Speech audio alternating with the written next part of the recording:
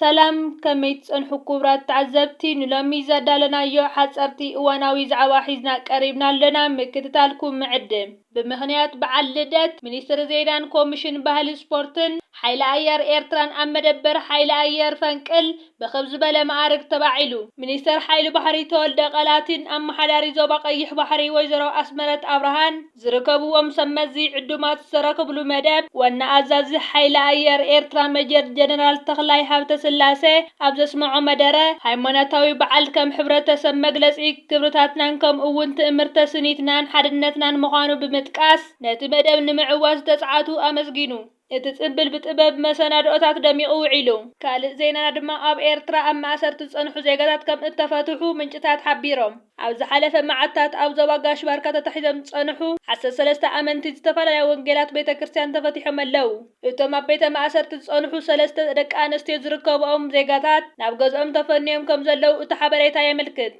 ኣብ ዝቀረባ እዋን ዝግበር ዘሎ ምፍታሕ እሱራት ንብዙሓት ስድራ ቤታት ተስፋ ዝሃበ ኮይኑ ድማ ይርከብ ሃገራዊት ጋንታ ኩዕሶ እግሪ ኤርትራ ኣግማል ቀይሕ ባሕሪ ድሕሪ ናይ ነዊሕ ዓመታት ምቁራጽ ናብ ኣህጉራዊ ውድድራት ክትምለስ ምዃና ተገሊጹ ኣብ መጻረዪ ጸወታታት ዋንጫ ኣፍሪቃ 2027 ንምስታፍ ምውሳና ፌደሬሽን ኩዕሶ እግሪ ኤርትራ ኣፍሊጡ ፕሬዝደንት እቲ ፌደሬሽን ኣቶ ጳውሎስ ወልደ ሃይማኖት ከም ዝገለጾ ሃገራዊት ጋንታ ኤርትራ ኣብ ውሽጥን ወጻእን ብዝጻወቱ ሞያውያን ተጻወትቲ ተሃኒጻ ድልውቲ ከም ዘላ ሓቢሩ ኣብ ኢትዮጵያ ብዘጋጠመ ሓደጋ መኪና ብውሕዱ 22 ስደተኛታት ሞይቶም ካልኦት 65 ቆሲሎም ኣብቲ ኣብ ክልል ዓፋር ብዘጋጠመ ሓደጋ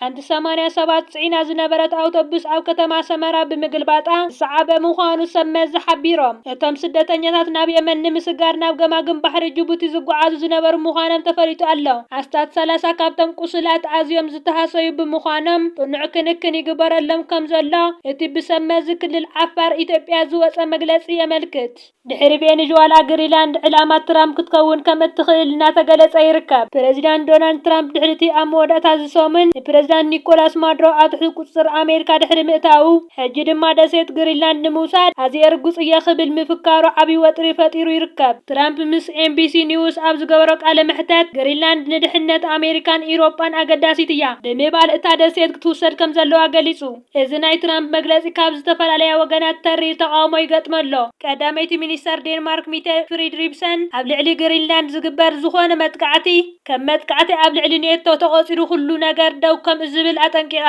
በተወሳኺ ሃገራት ኢሮጳ ንመግለጽታት ፕሬዝዳንት ኣሜሪካ ብምቅዋም ንዴንማርክን ግሪንላንድን ዘለዎን ደገፍ ይገልጻ ኣለዋ ብሪጣንያ ፈረንሳይ ጀርመን ኢጣልያ ፖላንድን ስፓኛ ዶናልድ ትራምፕ ነቲ ኣካል ንግስነት ዴንማርክ ዝኾነ ደሴት ግሪንላንድ ጎቢጡ ክሕዛ ከም ዝደሊ ድሕሪ ምግላጹ የን ሓበራዊ መግለጺ ብምውጻእ ደገፈን ኣረጋጊጸን ዘለዋ